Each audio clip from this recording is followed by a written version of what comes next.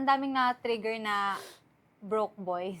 Oo, medyo Kasi marami. feeling ko, ang na-trigger lang din yung mga broke boys. I mean, kung halimbawa ikaw, ano ka namang lalaki, like secured ka sa sarili mo, ba't ka maapektuhan doon? I mean, pwede ka sigurong ma-offend somehow, pero kapag na-realize mo naman yung sa sarili mo, parang, ba't ako ma-offend dito? Eh, tama naman sila. Bakit ka magsusyota kung like, Broke. wala kang, oo. I think mostly kasi yung mga naapektuhan lang doon is yung mga, I think personally, yung mga walang pera talaga. Sa Totoo lang. naman. Kasi yung mga may pera at the time, or like yung mga may kaya na ngayon ng mga guys na nagde-date, parang alam nila na pag in a relationship ka or if you're courting someone, maglalaan ka talaga ng pera, ng effort. Mostly pera kasi syempre, papakita mo na gusto mo talaga yung babae, you have to buy flowers, go on dates, gifts, everything. So, I think kung medyo hindi kasi kumbaga parang hindi sila yung target market ng Oo. trend na yun. Oo. So hindi sila parang ba't ako